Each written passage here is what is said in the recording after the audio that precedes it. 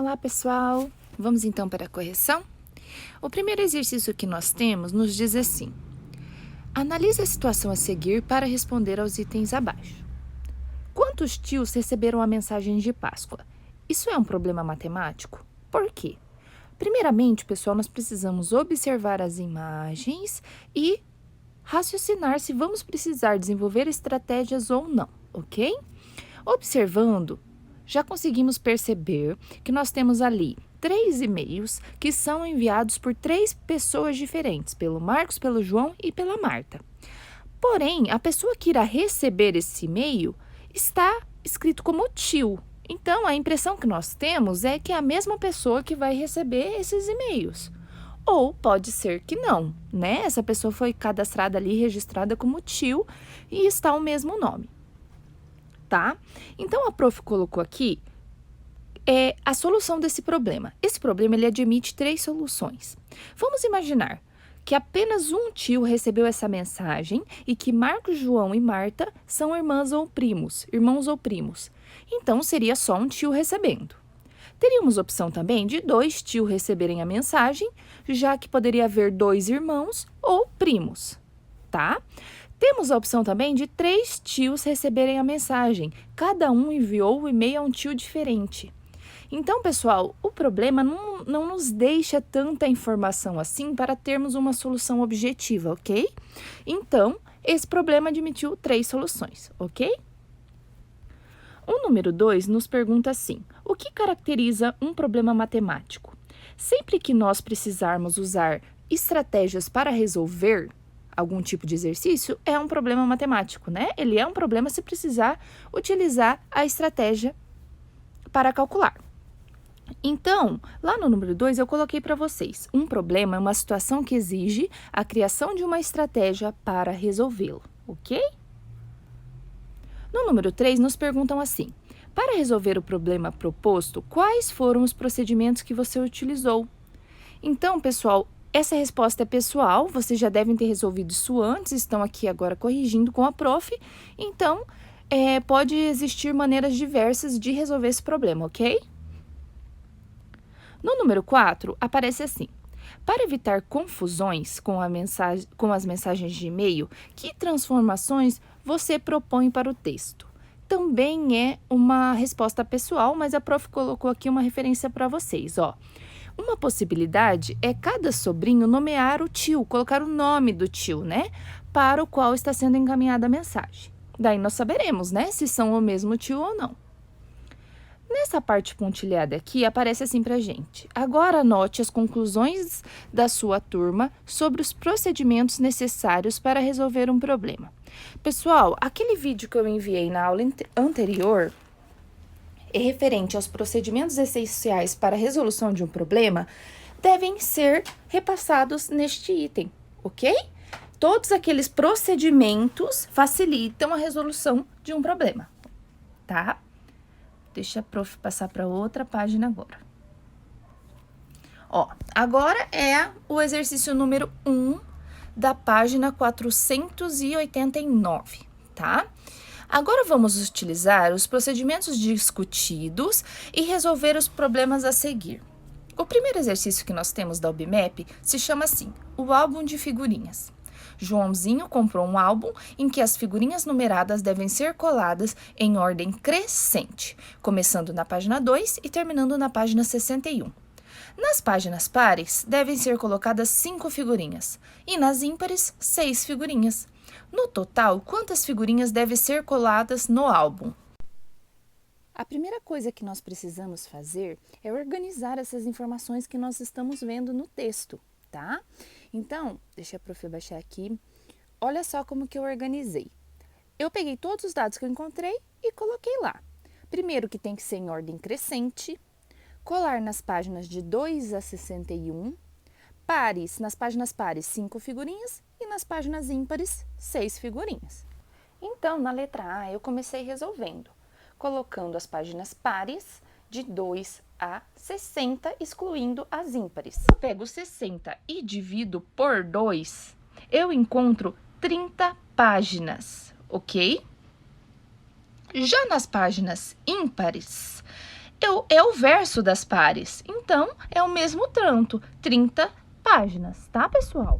Eu dividi o 60 por 2 porque eu tenho dois tipos de páginas, as pares e as ímpares, tá?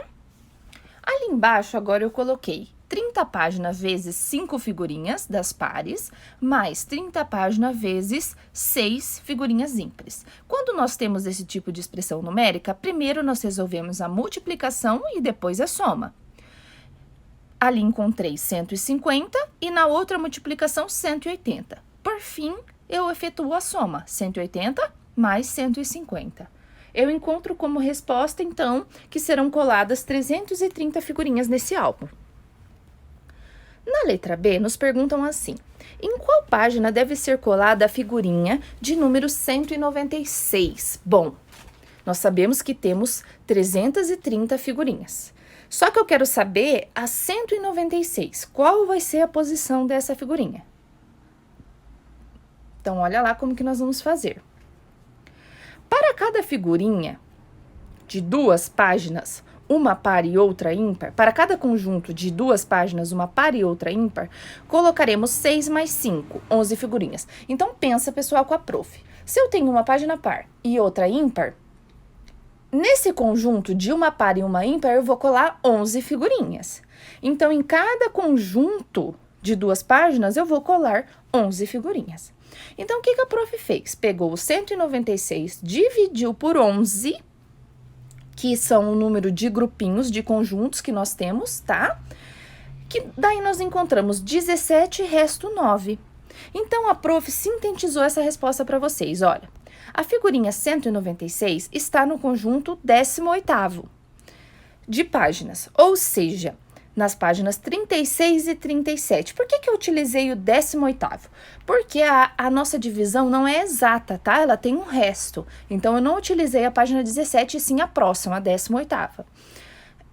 Está na 9ª posição. Essa figurinha está na 9ª posição porque é exatamente nosso resto, ok?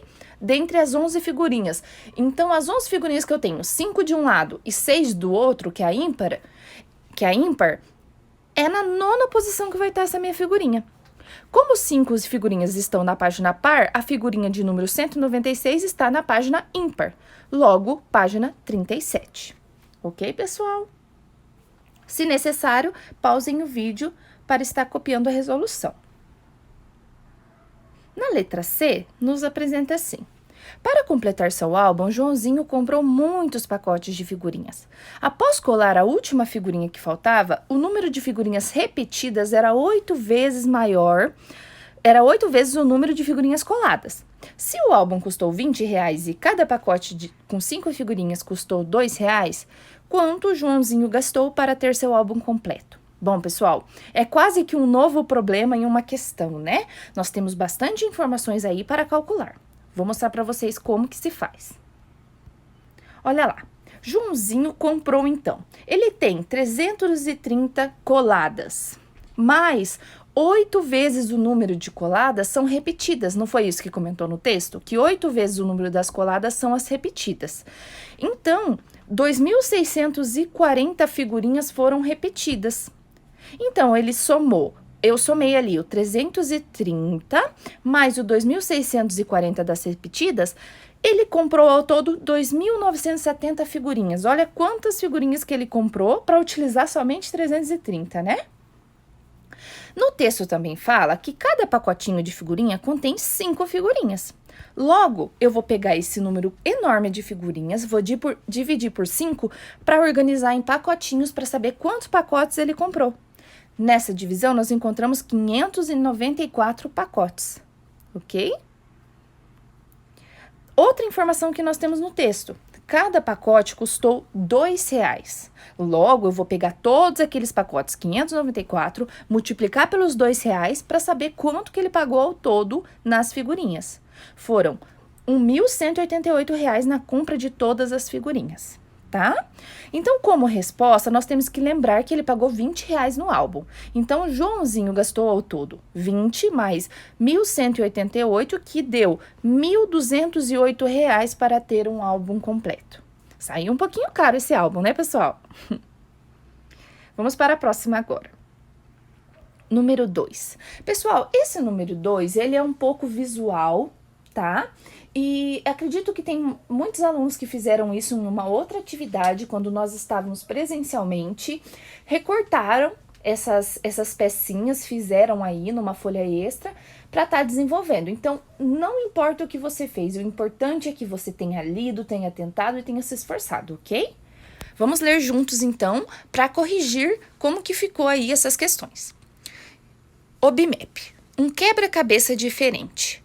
Marília tem 7 peças de madeira, como ilustrado ao lado, tá? Ela brinca de cobrir todas as casas de tabuleiros retangulares com essas peças, sem colocar uma peça sobre a outra. Cada peça deve cobrir exatamente 4 casas do tabuleiro, tá? Então, cada peça ali dela tem cobre 4 casas do tabuleiro. Veja como Marília cobriu o tamanho 2x6. Por que 2x6? Que é 2 quadradinhos na altura e 6 quadradinhos na base. Letra A. Cubra o tabuleiro abaixo usando 3 peças de Marília. Então, vocês vão olhar ali as peças ali em cima de Marília e imaginar encaixando como que vocês vão cobrir usando 3 peças. A prof desenhou aqui para vocês. Não ficou muito bonito, tá, pessoal? Mas está aqui, ó. Há diversas possibilidades. Abaixo eu coloquei 2 como exemplo para vocês, tá? Aquela maneira ali que eu passei o grifa-texto rosa é para mostrar para vocês como que a peça ficou encaixada, tá? A peça da Marília. Já na letra B, se necessário, pausem o vídeo, tá, pessoal? Já na letra B, nos perguntam assim: qual peça não cobre o mesmo número de casas brancas e casas cinzas de um tabuleiro? Pessoal, ao observarem ali, é bem simples de perceber que é a peça T, em formato de T, tá? Ó, vou desenhar ela aqui eu desenhei aqui para vocês, ó. A peça com formato de T. Por quê? Ou ela cobre as 3 partes cinza, ou ela cobre as 3 partes brancas, ó. Vocês estão vendo ali? Não importa como você coloca ela vai cobrir número desigual de casa branca e cinza, tá? A última questão que nós temos é a letra C, que já tá na outra página. Explique por que Marília nunca cobrirá o tabuleiro abaixo. Pessoal, nós temos um outro tipo de tabuleiro aí. Se vocês observarem, ele tem altura com 4 quadradinhos e a base com 7 quadradinhos, tá? Então, esse é um tabuleiro de 4x7. Ao contar, você vai perceber que o tabuleiro possui 28 casas. A prof escreveu para vocês, ó. Possui 28 casas, 14 brancas e 14 cinzas. Logo, ele deverá usar todas as peças, tá? Todas as peças que a Marília tem deverá ser usado para cobrir aquele tipo de tabuleiro.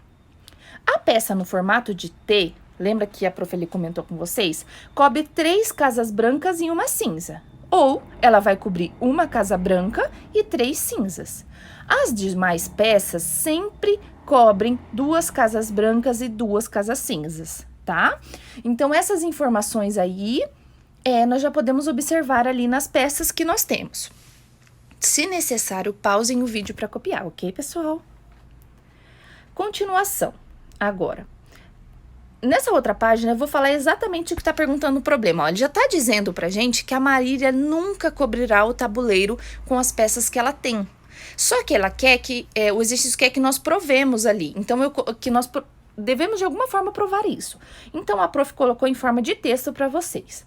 Nós temos 2 possibilidades para qualquer recobrimento feito com as 7 peças. Na primeira possibilidade, nós temos 6 peças cobrindo 2 casas brancas e 2 casas cinzas, e uma peça cobrindo 3 casas brancas e uma cinza. Qual que vai dar esse total, então? Total de 15 casas brancas e 13 casas cinzas cobertas. O tabuleiro possui 14 branca e 14 cinza, ou seja, essa opção já não dá certo. Na segunda opção, tá aparecendo assim, 6 peças cobrindo 2 casas brancas e 2 cinzas, mais uma peça cobrindo uma casa branca e 3 cinzas.